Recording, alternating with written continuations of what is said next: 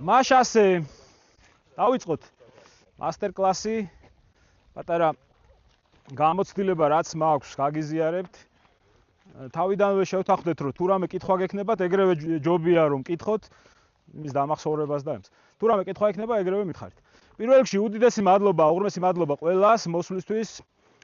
მიხარია ძალიან, დიდი ხანია გქონდა გეგმაში, მაგრამ პირადად მე მქონდა გეგმაში, მაგრამ აგერ ებისუს გუნდი ესე ჩამოყალიბდი და ლამაზად თვითონ გვინდოდა ტურნირი, მაგრამ საბოლოო ჯამში ფესტივალის სახე მივეცით და მასტერ-კლასი და ბოლოში პატარა ტურნირი ესეთი გამოუცდელებსაც რომ დაუშვათ გამოუცდელებსაც რომ შეეძლოს მონაწილეობის მიღება. მადლობა მობრძანებისთვის და რავი, მე მგონი საინტერესო იქნება თევზაობაც თვითონ სემინარიც და ბოლოში თვათ საინტერესო იქნება არ წახვიდეთ, წინასწარ გავფრთხილებთ. მადლობა. მოკლედ, ხო, ხმა ისმის კარგა, ჯანო, ყველაზე შორს შენ ხარ. კარგია? ხო.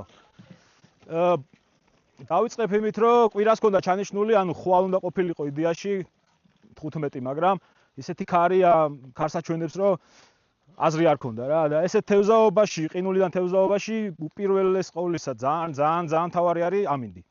ქარში, რავი, ქარში ყინულზე თევზაობა ძალიან რთულია, ამიტომ ბოდიში გადადებისთვის ზოგი ვერ წამოვიდა, ცოტა მეტი იყო ხალხი ჩაწერილი, მაგრამ ვინც ვართ, მე მგონი მე ვიდეოც იქნება და ვისაც აინტერესებს, მე YouTube-ზე ნახავს ამ ვიდეოს. ესე იგი, მე ვარ ლევან თასოშვილი, სპინინგისტი, სპორტსმენი ბეთევზე და პარალელურად აი ზამთარში ყინულითაც ვერთობი ხოლმე რა. გამოცდილება მაქვს ყინულიდან თევზაობა, ყინულქვეშ თევზაობა თუ ყინულზე თევზაობა, რაც გინდა ის დაუძახეთ, როგორც გინდა ისე მოიხსენიეთ, არ აქვს მნიშვნელობა. გამოცდილება დაახლოებით 8 წლიანი გამოცდილება მაქვს, მე და ჩემმა მეგობრებმა, რამოდენიმე მეგობარმა დავიწყეთ 8 წლის წინ. წეგან მეკითხებოდნენ, არაფერი ინფორმაცია არ დევსო და მეგონაო რომ ხო, მაგრამ ეგრე იყო რა, რეალურად 2018-ის ბოლოში დავიწყეთ თევზაობა. აქ არ იყო ქორჩილა, ტაცებელი არ იყო და არ თევზაობდით შესაბამისად, იყო რამოდენიმე ადგილი, რომელსაც უფრთხილდებოდით, ასე ვთქვათ, ეხაც უფრთხილდებით და ვერთობოდით ჩვენთვის რა, მოკლედ ესე ვთქვათ. რადგან დიდი ინტერესი არის, ხალხი მეკითხება და რთული არის ყველას ცალ-ცალკე აუხსნა. შესაბამისად მივიღეთ გადაწყვეტილება, აი ესეთ შევიკრიბოთ და რაღაც ესეთი ექსპერტის პრეტენზია არ მაქვს, მაგრამ ისევ და ისევ ჩემი გამოცდილების გაზიარება სიამოვნებით, თუ ვინმეს რამეში დაეხმარება, მით უმეტეს პირველ რიგში უსაფრთხოების საკითხებია მთავარი და მე დანარჩენი თევზაობაც რა თქმა უნდა. ხო, წესი პირველი ყინულიდან თევზაობის წესი პირველი. არ ჭამთ ყვითელ თოვლს. ეს ის ხუმრობით, მაგრამ რეალურად ის შეიძლება იყოს ვისკი და დათვრეთ. რეალურად ხო. პირველი დავიწყოთ უსაფრთხოების საკითხებით. ეხლა ზემოდან რომ გადმოხედავთ, ბევრი ეხლა გამოცდილიც დღეს მეკითხებოდნენ უკრაინელი ბიჭები არიან, მე შემოგვერთდებიან ტურნირზე. გადმოხედეს და აუ წყალიაო, დამდნარაო და რაღაცა და რთულია, თუ გამოცდილება სერიოზული არ გაქვს, ვერ მიხვდები რა და როგორ. ამიტომ ყოველთვის, ანუ რა არის ყინულზე შესვლის პირველი საშიშროება არის უპირველესი ალბათ არის რომ ფეხი აგიწურდეს, იმიტომ რომ ერთი დიდი ბანანის ქერქია და კი ნახეთ ახლა აქამდე მოხვედით და როგორც ცურავს, ერთი ეგ არის და მეორე შეიძლება ყინული ჩაგიტყდეს, ჩავარდე და დასველდე. ან უფრო უარესიც. ამიტომ პირველ რიგში ვიცავთ შესაბამის ფეხსაცმელს წრიაპებით, რომ ნახოთ რა არის წრიაპი, მაგალითად აი ესეთი ვარიანტია, რკინის ესე ვთქვათ შიპები და მაგი გაძლევს საშუალებას რო არის ცურავ. რათა არ აცურდე და თავი ან რაღაც სხვა სხეულის სხვა ნაწილი არ დაარტყა. მეორე ყინულის სისქე. ყინულის სისქე ძალიან მნიშვნელოვანია იმისთვის, რომ ყინული არ ჩაგვიტყდეს, მაგრამ აქ გასათვალისწინებელი არის ერთი ძალიან მნიშვნელოვანი ფაქტორი. ყინული არის ახალი, ვეძახით ახალ ყინულს და არის ძველი ყინული. ეს რას ნიშნავს? ესე იგი შეიძლება ახალი ყინული არის, როცა ანუ ტბა იყინება. ეს არის ჩვენ შემთხვევაში დეკემბრის ბოლო, იანვრის დასაწყისი. შესაბამისად, რო იყინება ყინული და ახალს რასაც ვეძახით, შეიძლება 5-7 სანტიმეტრი ყინული, სანტიმეტრის სისქის ყინულმა თავისუფლად გაგიძლოს და უპრობლემოდ იარო ითევზაო. მაგრამ აი როცა გადნობისკენ მიდის მარტისკენ, მაგალითად მე შარშან აქ ვითევზავე 12 მარტს და კიდე კაი ყინული იყო. აი შეიძლება გადნობისკენ 20 სანტიმეტრი ყინულიც კი საშიში იყოს. აი ეს ფაქტორია გასათვალისწინებელი. ანუ პერიოდი, ახალი ყინული შეიძლება იყოს სისქის მიხედვით საკმაოდ თხელი და მყარი, მაგრამ ძველი ყინული 2 იმ სისქე შეიძლება იყოს უფრო ფხვიერი და არამდგრადი. აი ეს ფაქტორი გასათვალისწინებელია. ეხლა თავიდან როცა შევდივართ, მე გირჩევთ დამწყები ვინც არის, მარტო არიაროთ. ეხლა მე დავდივარ, გამოცდილება მაქვს, მაგრამ მაინც რო დავდივარ მარტო, თუ ისეთი სათულო ამბებია, ვიცვა სამაშველო ჟილეტს და დაუშვათ თუ ჩავარდები, არ ჩაიძირები და ამოხვალ რა. ნუ ეხლა დასველდები, ვინ არ დასველებულა. მაგრამ თუ მაინც მარტო გადაწყვეტ, აუცილებლად სამაშველო ჟილეტი, მაშველები, სამწუხაროდ დამჭა მაშველები, ეგეთი მოწყობილობა არის. ორი პატარა ესეთი პლასმასის ან ხის სახელურივით არის და რკინის აი ხო რა სახრახნისივით გამოწვერი, ნუ რო ჩავარდები, ბრჭყალებით რო არ იცოცო, ჩაარჭოფ ამოხვალ. ჯერ არ ჩავარდნილ ვარ, მაგრამ ნუ გამოცდილებით ეგრე არის, ეგრე ამბობენ. ან დანაც არ მაქვს, მაგრამ ნუ დანაც გშველის და ამოდიხარ. ხო, ეს როცა მარტო ხარ, მაგრამ საწყის ეტაპზე მაინც გირჩევთ თან მით უმეტეს როცა მეგობრებთან ერთად ხარ, უფრო სასიამოვნო და სახალისოა, გინდა თევზაობა, გინდა იქ შუალედური შესვენებები. ხო, ყინულზე შესვლისას, ნუ წესი ეგეთია, რომ ამბობენ პირველი უნდა შევიდეს ვინც ყველაზე მძიმეა. ნუ თუ არის ადამიანი 70 კილოს იწონის და მეგობარი 120 კილოს, შეიძლება ამან გაიაროს და ის მეგობარი ჩავარდეს, ხო, სიტყვაზე. წესი ეგრეა, მაგრამ ჩვენ შემთხვევაში ვინც მამაცია, ის დადის პირველი, ჩვენს პრაქტიკიდან ეგრე ჩანს. ხო, აუცილებელი ინსტრუმენტი ყინულზე პირველი შესვლის დროს. აუცილებელი არის მუჯირი. მუჯირი არის ესეთი ერთგვარი ხელჯოხი, ნუ ეს ცოტა მახინჯია, მაგრამ ნუ პრინციპი ეგ არის, ხელჯოხი რკინის ბოლოთი. რეალურად მუჯირს ორი დანიშნულება აქვს, ჩვენთან არ ვიყენებთ, მაგრამ რეალურად ორი დანიშნულება აქვს. ერთი ყინულის სისქის შემოწმება, დადიხარ და ამოწმებ ჩარწყმით და მეორე არის ბურღის მაგივრობა. როცა ყინული არის დაახლოებით 7, 8, 10 სანტიმეტრიც კი, ბურღს არ იყენებენ ძირითადად, ევროპაში, უკრაინაში, რუსეთში არ იყენებენ და აი მუჯირით ცოტა სხვანაირი ფორმა აქვს იმას, ესეთი წახნაგოვანი და ბასრია. და მუჯირით აკეთებენ ხვრელს. იმიტომ რომ მძიმეა, ხო, ეს ბევრად მოხერხებულია. ხო, აი 5, 7 აი 10 სანტიმეტრამდე მუჯირით ძალიან მარტივი არის. 3-ჯერ 4-ჯერ ჩაარტყავ, ისეთი მუჯირები აქვს, რომ ძალიან ბასრია და ხო, ეგრევე ხვიტავს. მაგრამ ჩვენ შემთხვევაში ძირითადად ვიყენებთ დასაზვერად, ეს ერთგვარი დასაზვერად, მაგალითად აი ნაპირი არ იცი, ხო? ახლა ჩემ შემთხვევაში და რამდენი მეგობარი ძალიან ხშირად დავდივარ და წელს წალკაზე მაგალითად 22 დეკემბერს შემოვედი გავხსენი სეზონი, ასე ვთქვათ რა. ახლა ვინც არ იცის, ცოტა რთულია. ამიტომ როცა იწყებ მუჯირი, არა აქვს მნიშვნელობა რაღაც შეგილე პლასმასის ჯოხი იყოს, ოღონდ რო გასინჯერო, აი ჩაარტყა, რომ სისქე მიხვდე რა, იმიტომ რომ ფეხს რო დაარდგავ ჩაგიტყდება, ცუდია და ეს ამით რომ მიხვდები, ბევრად ადვილია. მუჯირი კარგი რამეა, წრიაპები ვთქვი, რაც არის და ნუ მარტო არიაროთ. უსაფრთხოების ამბავი არის ესეთი, პრაქტიკაში მოდის შეიძლება ყინული ისე გაარჩიო, რომ აი ძალიან მარტივი არის, მაგრამ ნუ ეს პრაქტიკის ამბავია. მაგალითად, წალკის წყალსაცავზე ძირითადად 99% აქ საფრთხე ფაქტიურად არ არის, ამ პერიოდში მით უმეტეს. ერთადერთი როცა ნუ ვინც არის ის ამ წყალსაცავიდან ქვემოთ არის ხრამი 1, ხრამი 2 ხესი და ის ხესები მარაგდება ამ წყლით. შესაბამისად, როცა წყალი გაედინება წყალსაცავიდან, ეს ყინული, რა თქმა უნდა, იწევს ქვემოთ და ხშირად არის ზარის ძალიან ძლიერი ხმა, ნუ ბევრს ეშინიან, ნუ ეხა ისეთია რა, საშიშად, ხო, ჟღერს. მაგრამ რეალურად ყინული ქვემოთ ჩადის, წყალი გამოეცალა და ჩადის ქვემოთ და ტყდება. მზე როცა აჭს, ძალიან კარგი ყინული როცა არის, აი მინუს წალკაში წელს იყო -28 მე საქართველოში არ მინახავს. ისე -40-შიც ვარ ნამყოფი, მაგრამ საქართველოში -28 ვნახე წელს. ძალიან რო გაიყინება და მერე მზე ანათებს ყინულს აქ ეგეთი თვისება ფართოვდება და მერე სკდება. აი მაგალითად დაახლოებით 1 კილომეტრში აქედან 1 კილომეტრში ყინული არის, აი ეს ტბა ფაქტიურად გაყოფილია და ყინული ერთმანეთზე არის ესე გადამჯდარი. ზოგან გახსნილია. აი ესეთი მომენტები, რომელიც ძალიან კარგად ჩანს ვიზუალურად და ეგ საში არ არის. ერთადერთი საშიში რაც შეიძლება იყოს თავიდან წალკა როცა იყინება, რამოდენიმე ადგილას შევნიშნეთ, არ ვიცოდი აქამდე, იმიტომ რომ ესეთ დონეზე დავარდნილი წალკა მე არ მინახავს. რამოდენიმე შემოსაშორს რამოდენიმე ადგილას ამოდის წყარო.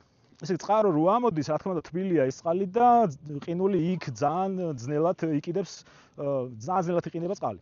შესაბამისად, იმ ადგილას როცა იქნება მაინც გაიყინება, მაგრამ შეიძლება იყოს ცოტა თხელი ვიდრე დანარჩენ ტბაზე.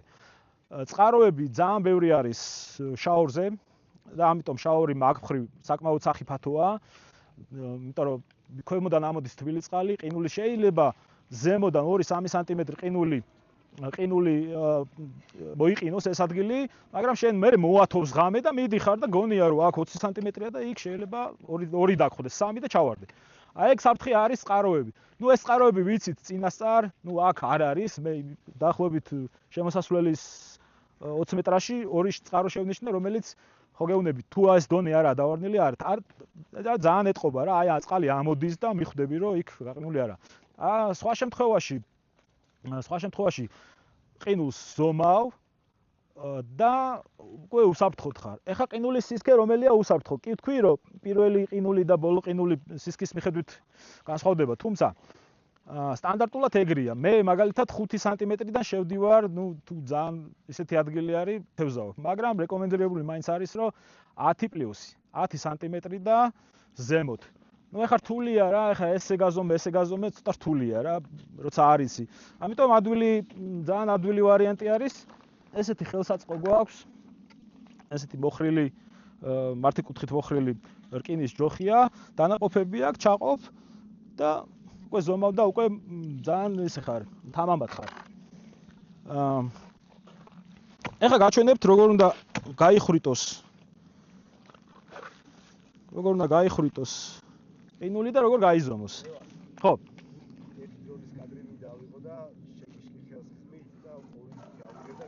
მიდი. თან გავხრიტო თუ არა? არა, ჯერ არა.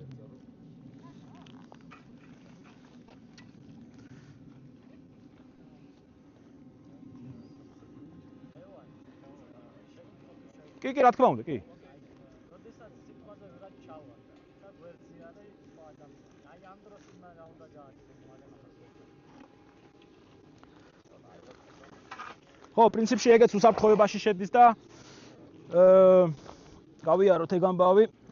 სხვათა შორის რომ თქვი, არ მქონია ჯერ ეგეთი მომენტი, მაგრამ წელს მინდა რომ აი ესეთი ფუჭი ჩავარდნა გავაკეთო და გადავიღო და გამოვცადო როგორი იქნება. ნუ თეორიაში ვიცით, ესეთი ამბავია რა. არ ვიცი, ეს ქეოხოსია, ქეოხოს გაკეთებულია თუ გაამართლებს ოვში. ჩავარდნილს ახლოს არ მიდიხარ ჩავარდნილთან. ცოტა მოშორებით ისვრი თოქს და ნუ ის შემოიხვევს წელზე სასურველი ან იღლიებს ქვეშ, ხელით ცოტა რთულია და დაეხმარები და ამოყავს. აი ეგ არის მარტივი. მაგიტო თქვი წეღან რომ აი ესე გუნდათ არ უნდა იაროთ.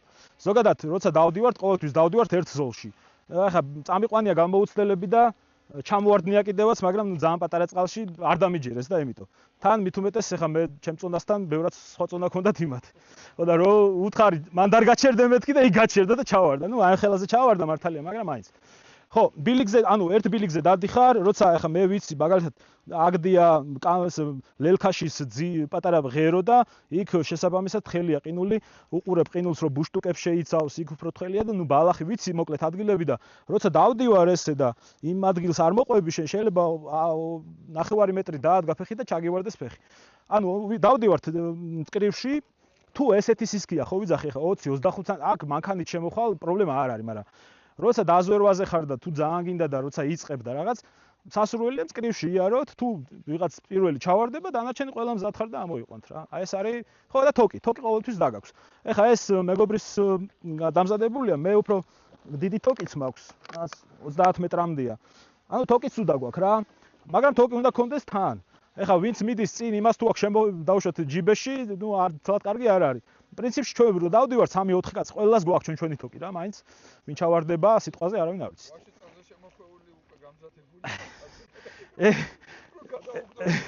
ეგეც საშიშროებაში არ დავდივართ პრინციპში, მაგრამ ხო, იცით რა, რეალურად ყინულიდან ეს თევზაობა, კი, თევზაობაა, გართობაა და ერთგვარი ჰობია ჩემთვის მაგალითად, მაგრამ რეალურად რავი საქართველოში გვაქვს დალოცვილი ისეთი ადგილები, რომ აი ხა მაგალითად ხო გეუბნები შარშან რომ მარტის შუარიცხოვში ვითევზავია აქ ბათუმში ზღვაზე ბანაობდა ხალხი. ხო და აი ესეც გვაქვს, ისიც გვაქვს და რატომაც არა უნდა იცოდეთ 3 თვე რო ყინული გაქვს. ხო, აი ჯავახეთის მაგალითად წალკის წყალსაცავი, ფარავანი და ფარავანზე ხა 50 სანტიმეტრი ყინულია და მე ვფიქრობ რომ უნდა იცოდეს, აი ბევრმა უნდა ყველამ თუ არა, ბევრმა უნდა იცოდეს ყინულზე მოქცევის რაღაც ელემენტარული რაღაცები. ჩვენ აი როგორც ზღვას უყურებთ, ზღვარს და საზღვარს და გვეშინია, დაუშვათ არ ვიცი ხა კი არ ვიბრალებ რომ მე შემოვიტანე და რაღაც საქართველოში, მაგრამ მე არ ვიცი ვინმე თუ თევზაობდა აი რაღაც ეთნოგრაფებსაც ვკითხე და რაღაც. ვერ ნახე ინფორმაცია ყინულიდან ჩვენი წინაპრები თუ თევზაობდნენ, დაუშვათ ფარავანის ავსე იყო კალმახით. ნუ ეს ჭაფალა რიაპუშკა ეხა შემოიყვანეს, მაგრამ კალმახი მშვენიერი მტაცებელია და შეიძლება და დაჭერა, მაგრამ არ ვიცი ხა იყინებოდა ისე ყოველთვის იყინებოდა და ეხაც იყინება. რიაპუშკა არ მოვა ხო ამ? რიაპუშკა მოდის, მაგრამ ნიუანსები აქვს, რომელიც ჯერ ვერავით ვისე. მინდა ფარავანი წელს შეიძლება მოვასწრო. ხო, ესე იგი, ხო და მე ვფიქრობ, რომ ყინულის უნდა ვიცოდეთ, რატომაც ახლა თაში თუ დავდივართ, ლაშქრობებში და ჭაობში სიარული თუ ვიცით, ისიც გვაქვს. აქაც რატო არა უნდა იცოდე ყინული და არ უნდა შეგეშინდე. შეიძლება რაღაც კონდეს აი ამ პატარა მასტერკლასის ერთ-ერთი დანიშნულებაც ეგ არის, რომ აი ეს ავამაღლოთ ხალხში, ჩემთვის ეგ მნიშვნელოვანია, რომ გაიგოს ადამიანმა, რომ აი ეს საშიში რა არის და რა არ არის საშიში, რომ რაღაცა ბუა არ იყოს და არ ეგონოს და თუ მართლა საშიშია, რეალურად აღიქოს და მზად იყოს მაგისთვის. ხო, შეეხება ახლა ყინულის თევზაობაზე გადავიდეთ ნელ-ნელა უსაფრთხოებით. თუ რამე კითხვები არ გაქვთ უსაფრთხოებასთან, გადავიდეთ ნელ-ნელა გახვრეტვებზე და ტექნიკებზე, როგორ შეგვიძლია დავიჭიროთ თევზი. ჩვენ მწვადით შეგვიწვავს, ხინკალიც მოგვიხარშავს, მაგრამ ეგ თანამდები ნიუანსებია. ძირითადად მაინც თევზაობაა. ესე იგი, ვიყენებთ ეგეთ ხელსაწყოს, ქვია ბურღი. ჩვეულებრივ ბურღია, ესეთი ხრახნი ამოდის და წინა აქვს ჭრელი დანები. ეს ჭრელი დანა ძალიან ბასრია. ჭირდება მოფრთხილება. ვერ წარმომედგინა, რომ აი ბაზალეთზე რამოდენიმე წლის წინ გამოუცდელობით მომივიდა ეგეთი შეცდომა და ისეთ ადგილას გავხრიტე, გავბურღე, სადაც აი აფსა ადგილს ვეძახი რა, ტიპები რომ მიდიან, გაიყინა და მიაყენებენ მანქანას, ლუდს დალევენ და ბოთს გადააგდებენ ყინულზე, ან ქვებს ისვრიან, აი რატო შვებიან არ ვიცი. ნუ ვიცი, მაგრამ მეც მისვრია ქვა ადრე ბავშვობაში. გატყდება თუ არა. ხო და არასდროს ეგეთ ადგილას ბურღით არ გაჩერდით. აი მაგალითად ეგეთი ადგილი არის შემოსასვლელი. იქ მოდის უამრავი, ახლა ვიღაც ინდუსები იდგა, ხო?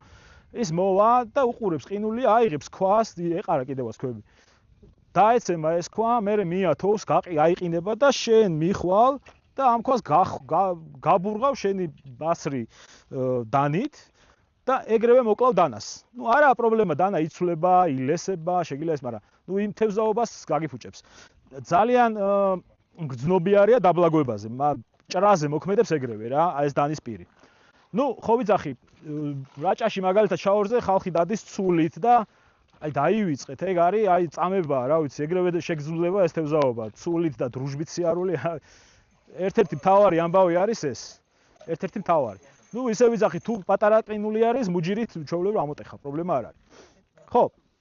ყინულს, ისა, ბურგს, ყინულის ბურგს ამ მოდელს მაგალითად მიმართულება აქვს საათის ისრის საწინააღმდეგოდ.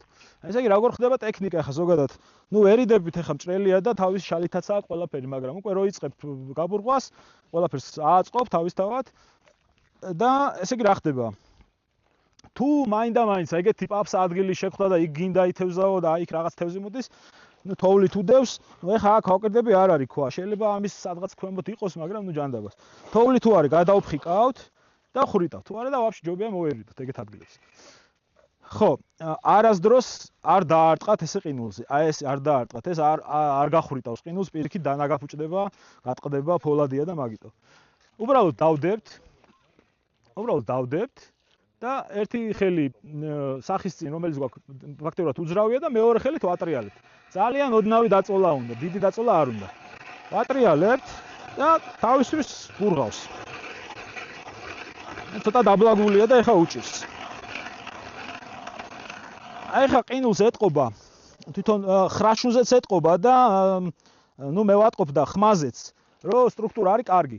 როცა რბილდება, როცა თბება და ყინული ბუშტუკებს იკეთებს, აი როგორ ფაფასავით ამოდის რა და ეგრევე ეტყობა, რომ უკვე სუსტი ყინულია. ეს კარგი ყინულია. ჩავედით, ესე იგი გავხრიტეთ და ვაკეთებთ ეგეთ რაღაცას. ბოლომდე ჩავალთ და ერთი მკვეთრი ამოსვით ამოუსვავთ ზემოთ. მერე ფეხით გადავყრით ამ ნახერხს. ნახერხი კიდევ რჩება შიგნით. ზოგი მეთევზის კოვზი როა მაგას იყენებს, მაგრამ ჩემთვის ცოტა მოუხერხებელია და დაიხარე ზედმეტი მოძრაობა და ის. მე მაგალითად ჩავდებ ამას 1-2 ჯერ. всё, სუფთა. ნახერხი აღარ არის იმაში, დახვრიტში შეგიძლია ითევზაო. ეხლა გავზომოთ სისქე მაგალითად.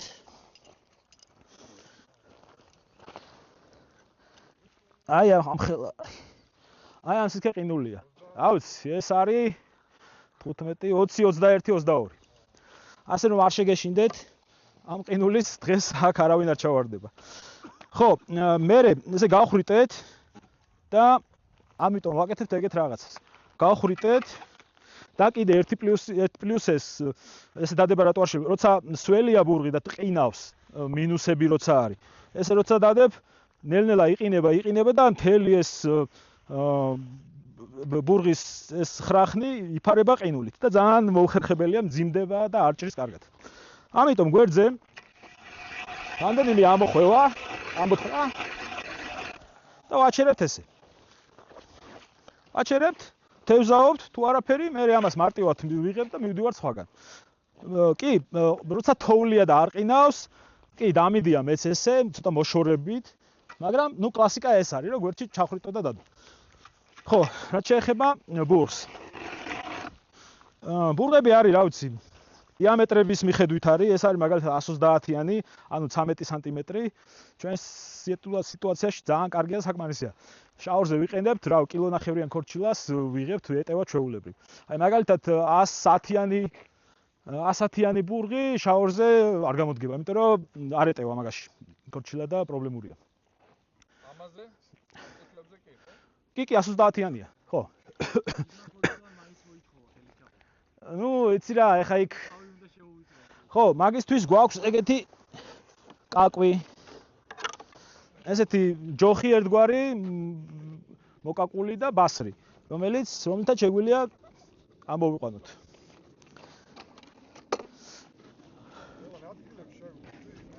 როგორ? კი, მაგით უკვე ტექნიკაა, თევზაობის ტექნიკა და აგიხსნით ახლა როგორ და რანაირად. ხო, მოკლედ ვაკეთებთ ხვრელს. ვერ მოუფიქრე სხვა სახელი, ხვრელი დავარქვათ რა ვიცი. და ვიწყებთ თევზაობას. შევარჩევ ახლა ერთ ბალანსირს. ხო, მეთოდები არის რამდენიმენაირი. ყინულიდან შეგიძლია დაიჭირო როგორც სტაცებელი თევზი, რაც ჩვენ გვაინტერესებს ძირითადად და მე პირადად მაინტერესებს, ასევე შეგიძლია დაიჭირო თეთრი მშვიდობიანი თევზი.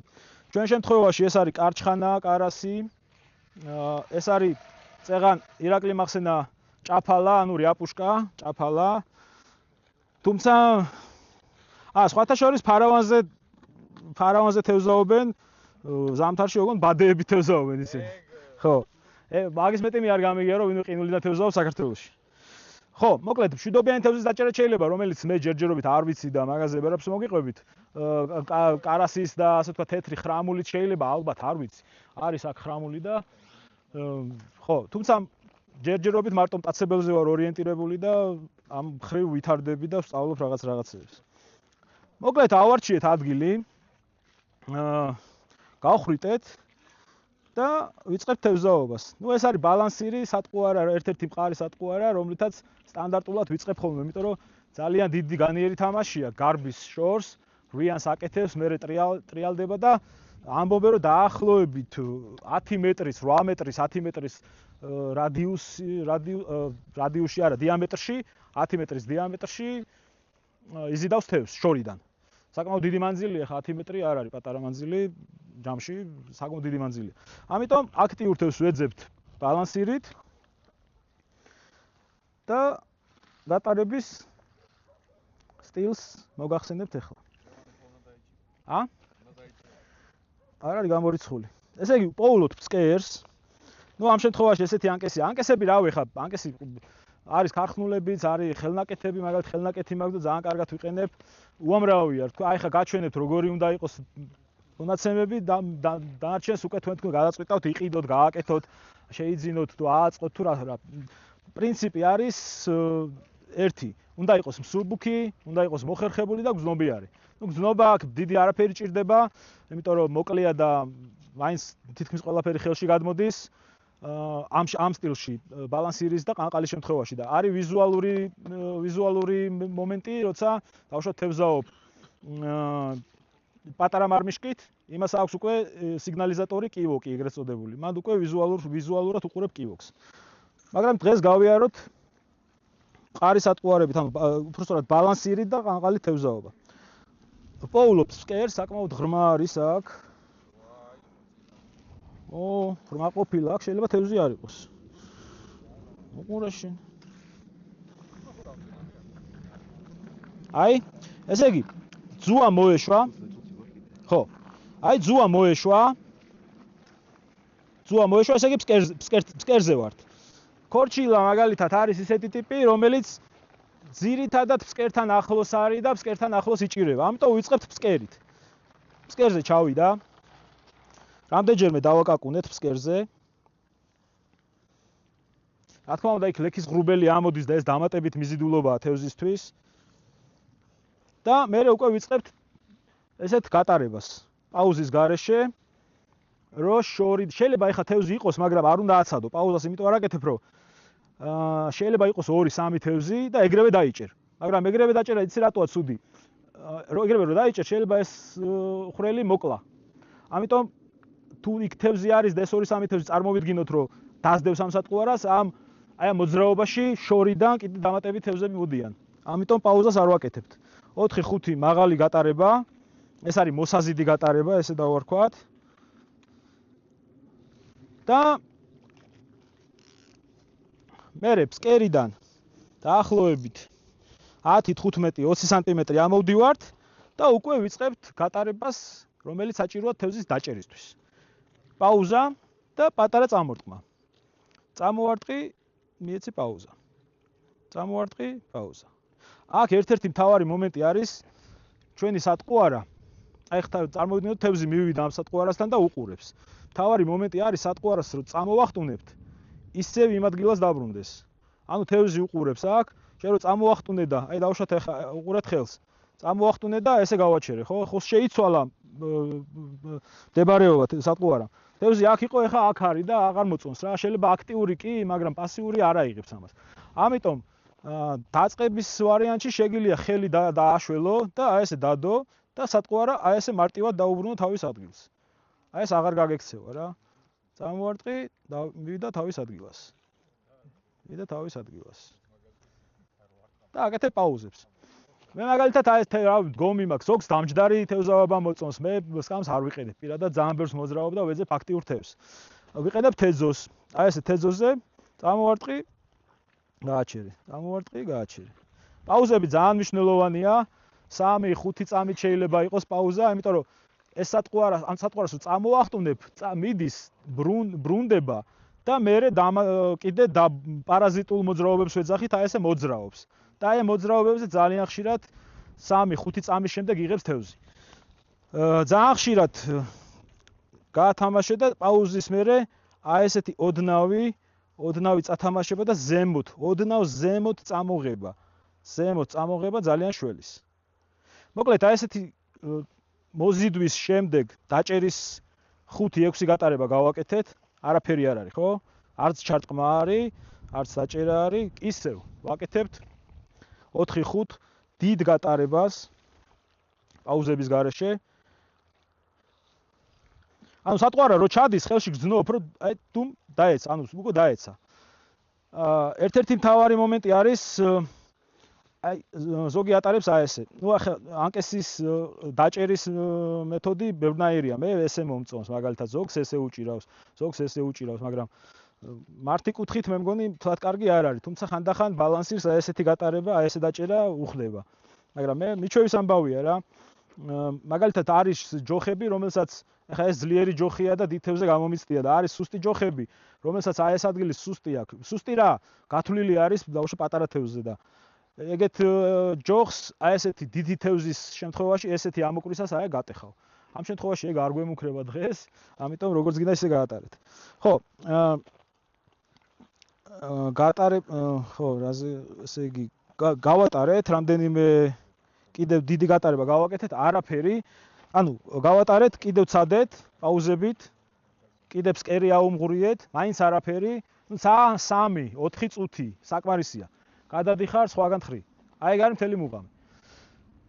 დიდხანს აზრი არაა გაჩერებას, თუ არის, შეიძლება აქ იყოს თევზი რაღაცა 5-4-5, შეიძლება 2 თევზი იყოს და უყურებდეს და რაღაც ნახევარ საათში აიღოს, მაგრამ აი არ ღირს მაგაზე ლოდინი და მაგაზე დროის ხარჯვა, იმიტომ რომ შეიძლება სხვაგან ბევრად მეტი იყოს და ბევრად აქტიური თევზი. ამიტომ უნდა ეძებო აქტიური თევზი. ეს არის როგორც სპინინგი. აი როგორც სპინინგი, ბევრი სიარული და მერე თევზის დაჭერა. ხო. ეფექტური მაინც ბალანსი. ბალანსი ძალიან ეფექტურია და აქტიურ თევზს იჭერს, როგორც გითხარი გოგა, მაგრამ ხან არის რომ პასიურია და არ მოწონს, პირიქით აშინებს ეს ხმაური რა. ამიტომ ხო, აი სილიკონით თევზაობა, ანუ ისეთია. მე მაგალითად სილიკონით არ ვთევზაობ ხოლმე. თუმცა შეიძლება, კი. ცოტა აიხლართა, მაგრამ გაიხსნა. ორიოდე სიტყვა ძუაზე. ვიყენებთ მონოძუას, იმიტომ რომ წნული ძირითადად წნულს ამოაქვს ბევრი წყალი და მე ყინვაში იყინება. ამიტომ ჯობია მონოძუა. თუმცა აი მონოძუაც ამეხლართა. ჯობია გადავჭრა და გადავა. არა, გაიხსნება. კი. ცოტა გადაება, მაგრამ შალოთ აკიდა. ყვანძი აქ მაინც. კაი, ამოახვიე მიდი. დაიხვიე ის ხელზე და მომეცი მე.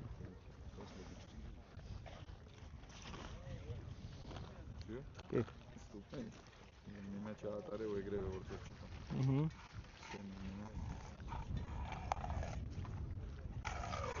მე ვერას გასული გადავწერ. ჩავაგდო ეს. ჩაგ. თავარი, ვიჭერთ უშვებ. ვიჭერთ უშვებთ, შეგვიძლია წაღება, მაგრამ ზომა წონა ვიცოდეთ. კი, არის ეგ მომენტი გეტყვით მაგასაც.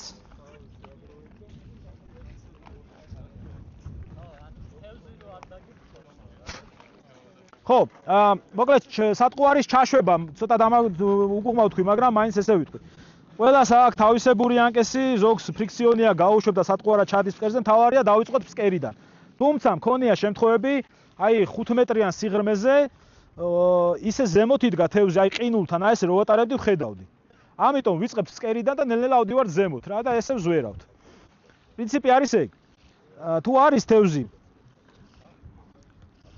არის თევზი, გამოგეხმაურება და დიდი დროის კარგვა, როგორც თქვი, არ ღირს. ტურნირზე კი, რა თქმა უნდა. არა, ეხლა ნუ რა თქმა. ესე იგი, თევზის დაჭერის შემთხვევაში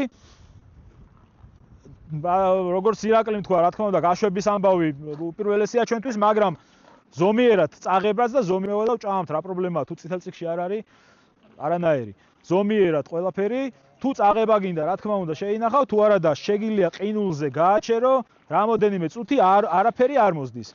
თუ ყინულია, თუ მინუსია, უბრალოდ თუ მინუსი გრადუსებია, ძალიან მალე კვდება და ჯობია ეგრევე გაუშვა. ხო, ეს მომენტი. მერე სიღრმეებს ვზომავთ, რა სიღრმეები საკმაოდ საინტერესოა, შეიძლება 3 მეტრა სიღრმეზე იდგეს, შეიძლება 5 მეტრაზე. ძალიან მარტივი მეთოდი არის ესეთი. მაგალითად, ჩემი გაშლილი ხელიდან აი ამ ხრამდე არის მეტრა რა, პლუს-მინუს მეტრა. კიდე დაჭდა? დაარტყა. აი ეს არის მეტრა. შესაბამისად, ჯოხით აი ესე ვიღებ 1 2 აი ჯოხზე მეორე ანუ ჯოხზე ვახვევ რა და ვზომავ. აქ არის უკვე 5 6 ნახევარი მეტრია. საკმაოდ ღრმა არის. გამოცდილებით აი ესეთ აი ამ ნაპირებში რაღაც 3 ნახევარი მეტრი 2 მეტრაზე კარგად დგას ხოლმე თევზი. მოკლედ გატარების პრინციპები ეს არის, სატყუარები უამრავია და რაღაცეები გააქვთ, რაღაცეებს მე დაგირიგებთ, ვისაც არ გააქვთ. ხო, ძუაზე ვთქვი. დაშორება რამდენი შეიძლება იყოს 40-დან? 40-დან 40-მდე? ზოგადად ხო, ტურნირზე კი. აი პაუზაზე აიღო ახლა. ძალიან მნიშვნელოვანია, ახლა დაუბერა ნიავმა. როცა ნიავი უბერავს, ყოველთვის დგებით ნიავთან ზურგით. იმიტომ რომ აი ძუა რო ამომაქ, ახლა ამით რო არ ვატრიალო, ძალიან დიდი დრომი აქვს. ხელით ამომყავს და ნიავს მიაქვს ძუა იქეთ. მაგრამ ამ შემთხვევაში არ წაიღო და აგერ ამეხლარდა. არა, პატარა.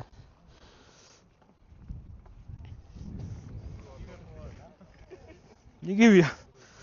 ხო. უფრო კარგად გაჩვენებთ ახლა რო არ ახლართოთ.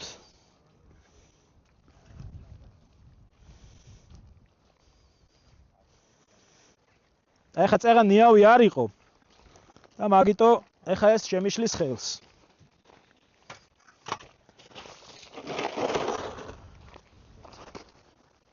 ნიავს მოვექცეთ ზურგით ყოველთვის. და შესაბამისად აი ესეც შეგიშლის ხელს, აი ნახე, ამოშვერეთ ნახერხები. მაგიტო უყრი ხოლმე. შეეცადეთ ყოველთვის თქვენ წინ გაასუფთა. ეხა ყინვა მინუსი არ არის და არ არის იმდენად საშიში რა, დისკომფორტი. ამიტომ აი დავუშვათ. ერთი თვალსაჩინოც გავაკეთოთ. პაუზა და პატარა წამოხტუნება.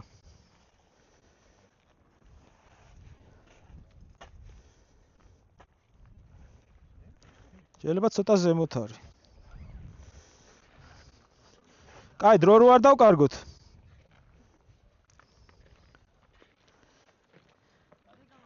ნახე, რას ვიძახით? თევზის დაჭერის შემთხვევაში აი ესე რო არ ატრიალოთ. ეხლა ამოხვალს დიდ დროს კარგავ რა, თან კარგავ მერე ჩაშვებაზე დროს და თან კარგავ ფსკერის იმ ჰორიზონტს, რომელზეც შეიძლება თევზი მარტო იმ სიღრმეზე იდგეს. ამიტომ ვაკეთებთ ეგეთ რაღაცას.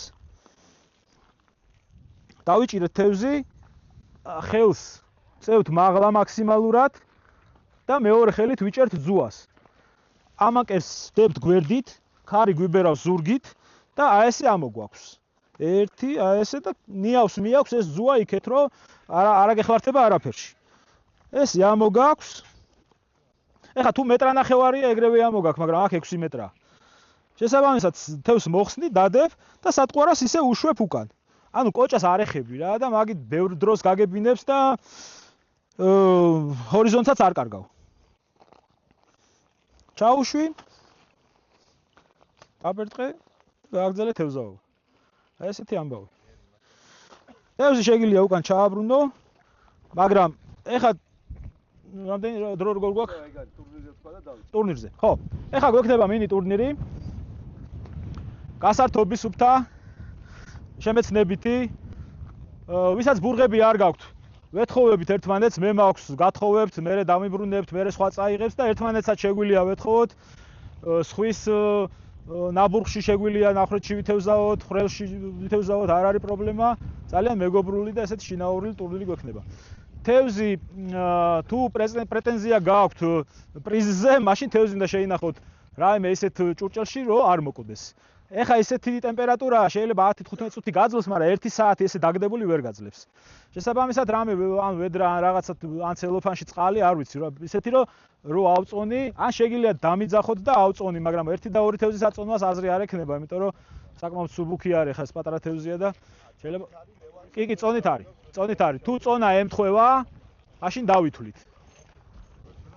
ხო, აი ეგ არის. ესე იგი, ჩემ სიგნალს დაელოდეთ და შეგვიძლია გავიშალოთ, სატყუარებს დაგირიგებთ, ვისაც გინდათ, ვისაც შეგპირდით, მოდით აქ და მოგცემთ. კი, და აი დამბა რო არის, იმის იქით არ მივდივართ. დამბის იქით არ მივდივართ. რაც შეეხება აი ნაპირს, ხო? ნაპირთან ასვლა თუ გინდათ, საკმაოდ რთულია და შეარჩიეთ ადგილი, სადაც ფეხი არ მოგიცურდებათ. უკან დაბრუნება თუ გინდათ, დაუშვათ მანქანაში თუ შეგცივდათ ფეხი დაგისველდათ, ისევ ესე წასვლა ჯობია, ვიდრე იმიტომ ქვებზე სიარულს მე მგონი ისევ ისე ჯობია რა. დანარჩენი რამე კითხვა თუ არ გაქვთ, შეგვიძლია 1-5 წუთი გავაკეთოთ შეკრება, უბრალოდ სატყუარების განაწილება და გავეშვათ და ვითევზაოთ. საათნახევარი გვექნება, არა, სიგნალს დაელოდეთ და მე დავიწყოთ. საათნახევარი გვექნება თევზაობა. მერე იქნება ხო